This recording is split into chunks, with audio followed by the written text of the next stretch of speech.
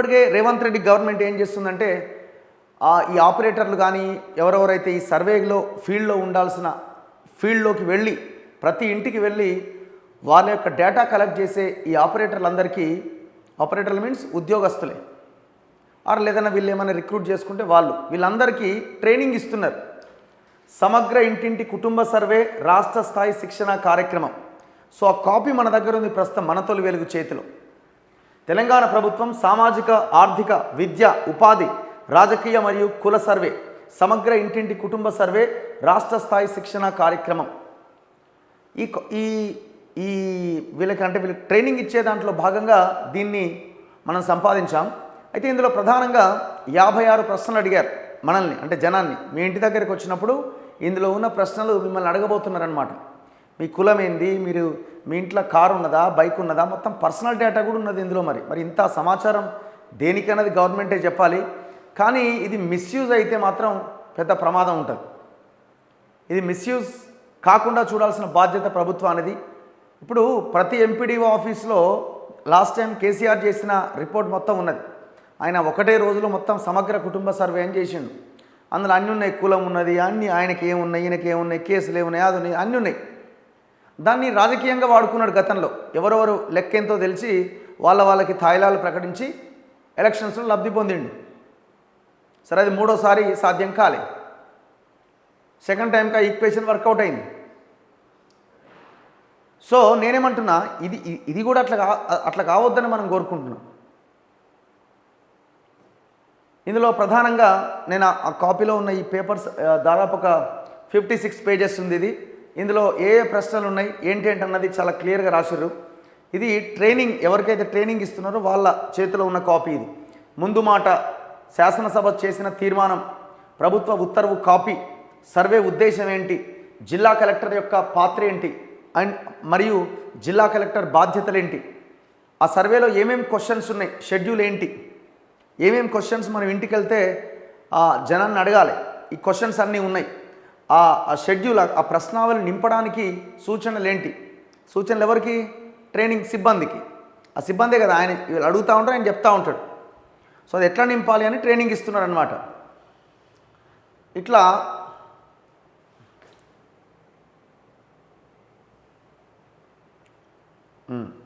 సమగ్ర ఇంటింటి కుటుంబ సర్వే. ముందు మాట, తెలంగాణ రాష్ట్రంలో సమగ్ర ఇంటింటి కుటుంబ సర్వే సామాజిక, ఆర్థిక, విద్య, ఉపాధి, రాజకీయ మరియు కుల సర్వే చేపట్టాలి అనే మంత్రిమండలి నిర్ణయం ప్రకారం తెలంగాణ శాసనసభ ఫిబ్రవరి 4, 2024 తేదీన తీర్మానించింది అసెంబ్లీలో. దీనికి అనుగుణంగా ప్రభుత్వ ఉత్తర్వు జీవో ఎంఎస్ నెంబర్ 18/10/2024 విడుదల చేశాం. గవర్నమెంట్ విడుదల చేసింది జీవో నెంబర్ 18. ఈ సర్వే సామాజిక, ఆర్థిక, విద్యా, ఉపాధి మరియు రాజకీయ, కుల వివరాలు సేకరిస్తుంది. ప్రణాళిక శాఖ ఈ సర్వేకు నోడల్ విభాగంగా వ్యవహరిస్తుంది. శాసనసభ చేసిన తీర్మానం ఏముంది ఇందులో, that this house resolves to take up A comprehensive door to door house hold survey, socio economic, educational, employment, political and caste survey of entire Telangana state as per the decision of Council of Ministers on 4th February 2024. So as to plan and implement various socio-economic, educational, employment and political opportunities for the amelioration of backward classes, SC and ST citizens of the state and other weaker sections of the state. So వాళ్ళ యొక్క బాగు కోసం, అన్ని రంగాల వాళ్ళ అభివృద్ధి కోసం ఈ సర్వే చేపట్టబోతున్నామని చెప్తున్నారు. తెలుగులో కూడా ఉన్నది. ఈ సభ తెలంగాణ రాష్ట్ర వ్యాప్తంగా సమగ్ర ఇంటింటి కుటుంబ సర్వే నిర్వహించాలని తీర్మానించింది.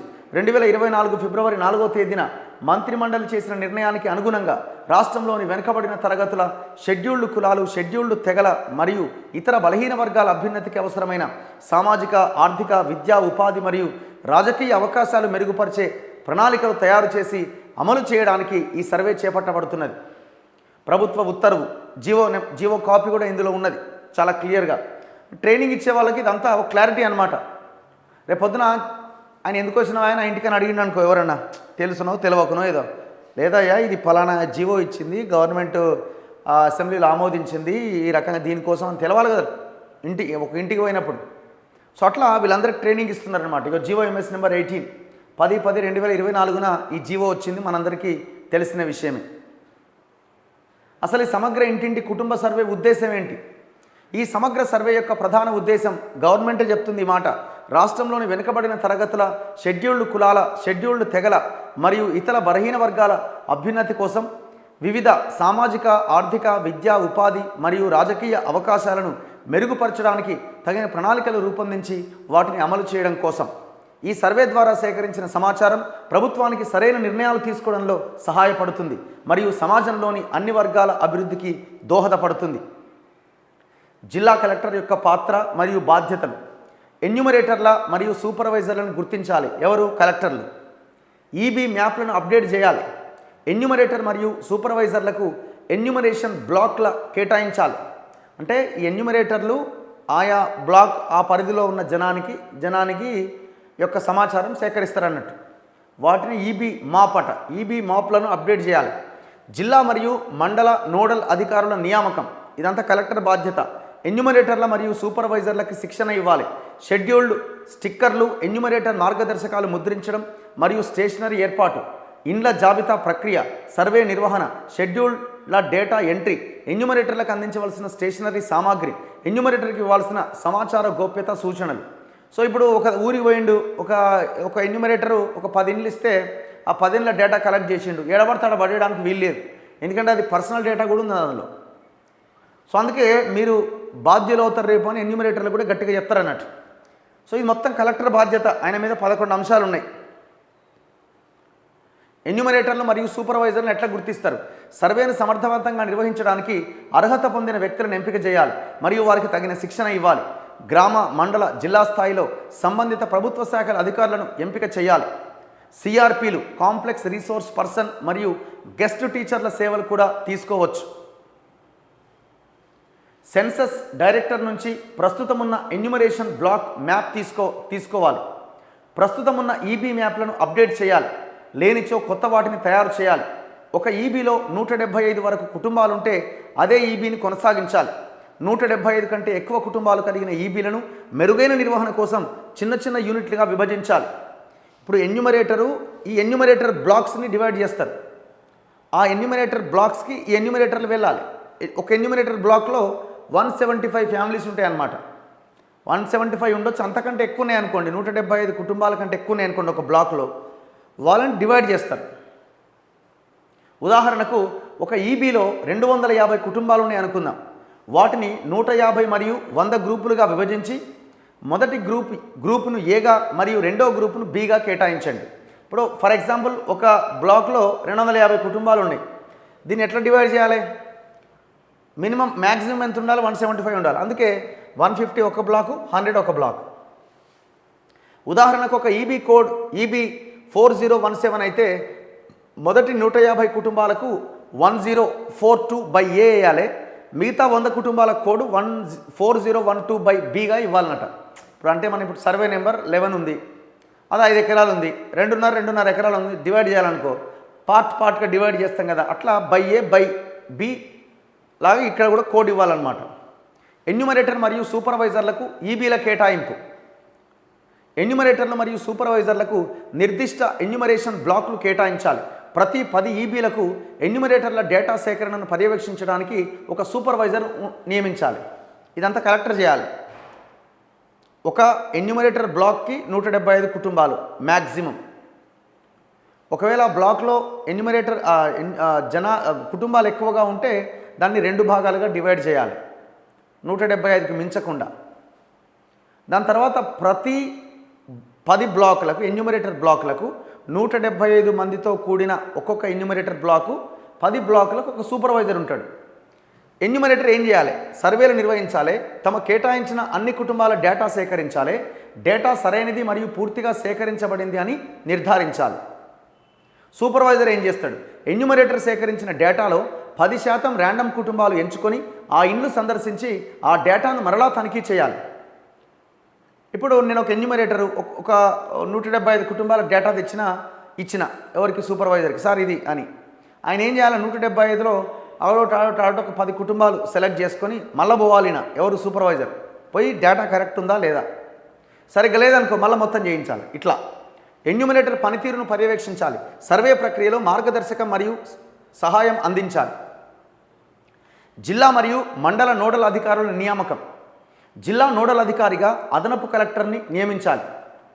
ప్రతి మండలానికి మండల నోడల్ అధికారిగా ఒక జిల్లా స్థాయి అధికారిని నియమించాలి.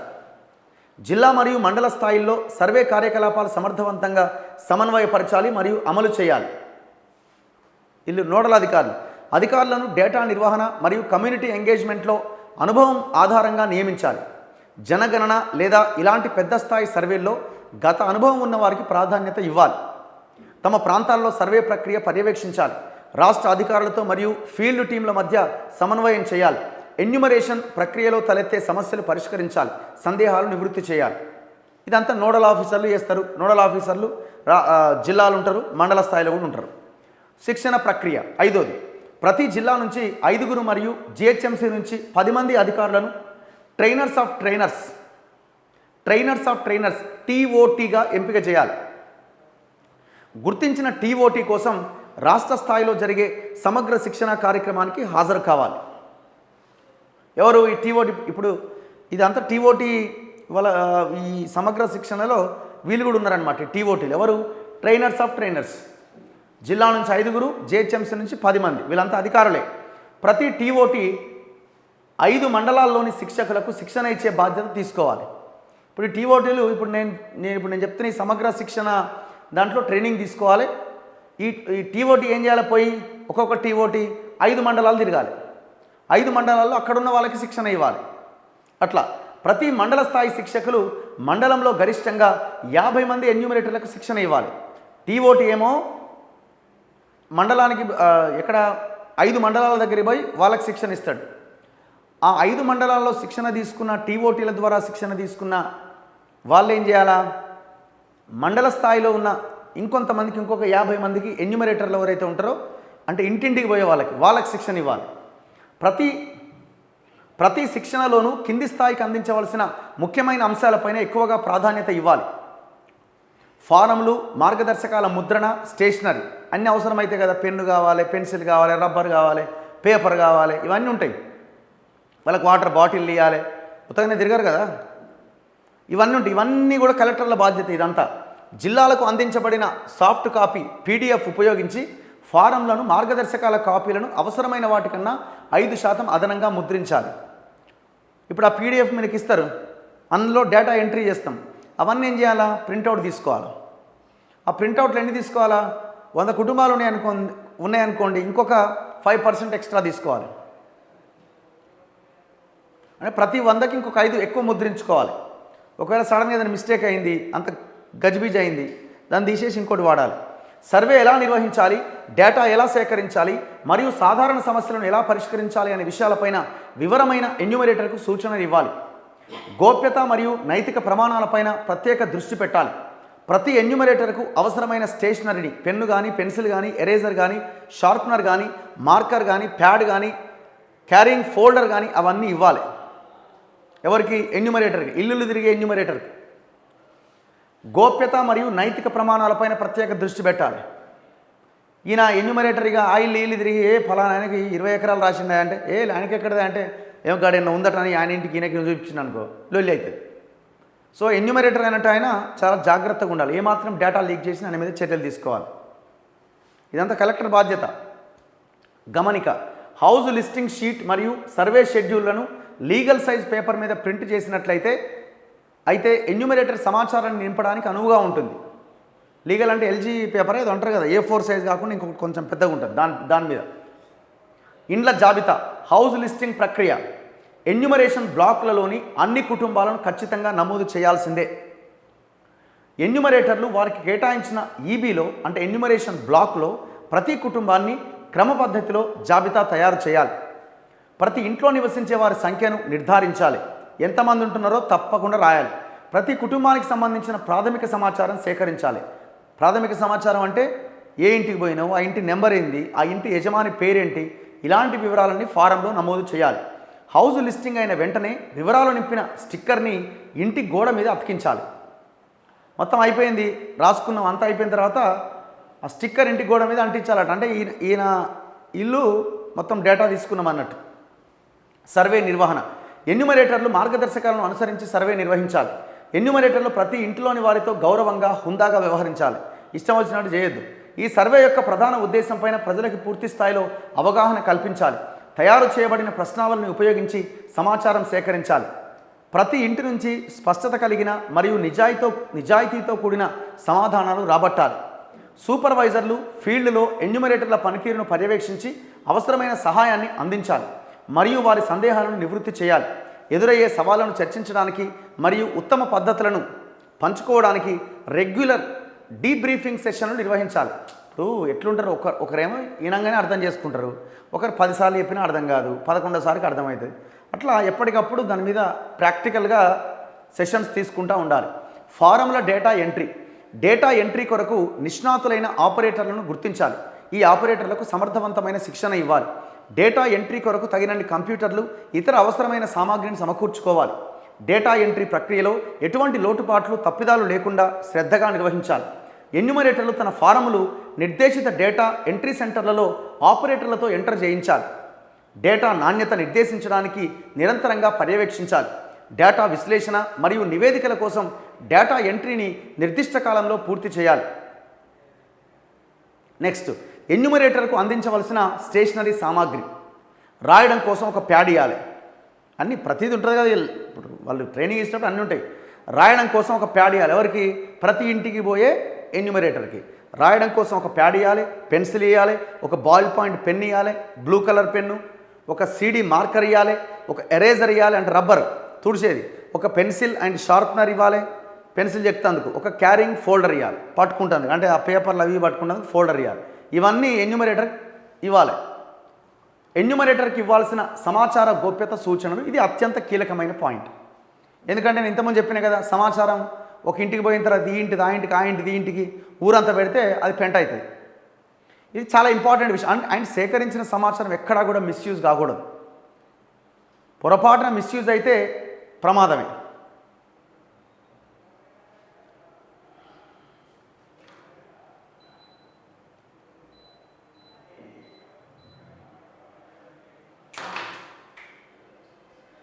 ఎన్యూమరేషన్ సమయంలో కుటుంబ యజమానికి వారి వద్ద నుంచి సేకరించే సమాచారం గోప్యతగా ఉంచబడుతుందని తెలియజేయాలి. ఇప్పుడు అందరు నమ్మరు, ఎందుకు చెప్పాలి నీకు అంటారు. వాళ్ళకి చెప్పాలి అర్థమయ్యేటట్టుగా, ఇదంతా చాలా సీక్రెట్గా ఉంటుంది, ఏ సమాచారం ఎక్కడ లీక్ కాదు అని. ఈ సమాచారం ప్రభుత్వ పథకాలను అన్ని వర్గాల వారికి అందుబాటులోకి తెచ్చేందుకు కావలసిన ప్రణాళికలు తయారు చేయడానికి మాత్రమే ఉపయోగిస్తాము అని చెప్పాలి. ఎన్యూమరేషన్ అయిన తర్వాత నింపిన షెడ్యూల్ ఫారంలు జాగ్రత్తగా భద్రపరచాలి. ఎన్యూమరేటర్ తనకు నిర్దేశించిన డేటా ఎంట్రీ కేంద్రానికి వచ్చి ఆపరేటర్తో డేటా ఎంట్రీని పూర్తి చేయించాలి. అంటే సిస్టంలో ఎంట్రీ చేయించే బాధ్యత కూడా ఎన్యూమరేటరే తీసుకోవాలి. డేటా తీసుకురావాలి, సిస్టమ్ దగ్గరికి పోవాలి, ఆపరేటర్తోనే డేటాను ఎంట్రీ చేయాలి. డేటా ఎంట్రీ సమయంలో కూడా షెడ్యూల్డ్ ఫారంలను గోప్యంగా ఉంచాలి. ఇక సిస్టంలోకి ఎక్కించినాం కదా అని చెప్పి దాన్ని తీసుకుపోయి డస్ట్బిన్లో వేయొద్దు. ఎంటర్ చేసిన డేటాను ఎట్టి పరిస్థితుల్లో ఎవరితోనూ పంచుకోకూడదు. ఇదంతా కూడా ఎన్యూమరేటర్లకి సూచనలు. రోజువారీ సర్వే పురోగతిని జిల్లా వారీగా ఏ రోజుకు ఆ రోజు సాయంత్రం 6 గంటలలోపు ప్రణాళికా శాఖకు పంపించాలి. సర్వే సమర్థవంతంగా నిర్ణీత సమయంలో పూర్తి చేయడానికి కావలసిన అన్ని చర్యలు తీసుకోవాలి. సో ఫాలో అప్ ఉండాలి. నెక్స్ట్ అత్యంత కీలకమైన అందరికీ వచ్చే డౌట్ ఏంటంటే, మా ఇంటికి వచ్చి ఏం ప్రశ్నలు అడుగుతారు? ఏదో 56 ప్రశ్నలు అడుగుతారట కదా, ఏం సమాధానం చెప్పాలి? ఏమేమి అడుగుతారు? ఏం డేటా తీసుకుంటారు మా దగ్గర నుంచి? ఇది కులగణన సర్వే అంటున్నారు కదా, సమగ్ర కులగణన. మరి మీ కులం ఏందని ఒకటి అడిగితే అయిపోద్ది కదా. మా భూమి ఎందుకు, మా గ్యాస్ ఎందుకు, నా బండి ఎందుకు, నా కారు ఎందుకు అంటే వాళ్ళు ఏమంటున్నారు జీవోలో? సామాజిక, ఆర్థిక, విద్య, రాజకీయ ఇవన్నీ కనుక్కోవడానికి, వాళ్ళ మీ స్థితిగతులు ఎట్లున్నాయో కనుక్కోవడానికి ఈ సర్వే అంటున్నారు. ఇందులో మొత్తం ప్రధాన ప్రశ్నలు 56 ప్రశ్నలు ఉంటాయట. 56 ప్రశ్నలతో పాటు ఉప ప్రశ్నలు అంటే సబ్ క్వశ్చన్స్ ఉంటాయి కదా, చిన్న చిన్నవి. ఆ ఉప ప్రశ్నలతో కలిపి మొత్తం ప్రశ్నలు 75. ఓకే, అవి 55, ఇంకొక 19, మొత్తం 75 ప్రశ్నలు ఉంటాయి. పార్ట్ 1లో కుటుంబ యజమాని మరియు సభ్యుల యొక్క వ్యక్తిగత వివరాలు ఏముంటాయి? పార్ట్ 1లో సాధారణ వివరాలు, నీ పేరేంది, ఎంతమంది పిల్లలు ఉన్నారు, ఆయన పేర్లేంది, ఇవన్నీ సాధారణ వివరాలు. విద్యా వివరాలు, ఏం చదువుకున్నారు, ఏం చేస్తున్నారు. ఉద్యోగ ఉపాధి వివరాలు, ఏం ఉద్యోగం చేస్తున్నారు, ఏం పని చేస్తున్నారు. భూమి వివరాలు, మీకు ఎంత భూమి ఉన్నది, 5 ఎకరాలు ఉందా, 6 ఎకరాలు ఉందా, 7 ఎకరాలు ఉందా, మీ పేరు మీద ఉన్న భూమి ఎంత. రిజర్వేషన్ ప్రయోజనాలు ఏమైనా పొందుతున్నారా, అది ఇంకోటి రాజకీయ వివరాలు, మీరేమైనా పొలిటికల్ ఫ్యామిలీనా, మీరేమైనా పదవుల్లో ఉన్నారా, వలస వెళ్ళిన వారి వివరాలు. ఒకవేళ బొంబాయి నుంచో లేకపోతే ఇంకో దగ్గర నుంచో వచ్చి వాళ్ళు వివరాలు ఇస్తారు. వాళ్ళ ఇల్లు ఉంటుంది, వాళ్ళు ఏంటో బొంబాయిలో పోయి బతుకుతందుకు పోతారు. వాళ్ళు వచ్చినప్పుడు వాళ్ళు చెప్పాలా, మేము బొంబాయి పోయి బతుకుతున్నాం. నెక్స్ట్ పార్ట్ 2 కుటుంబ వివరాలు.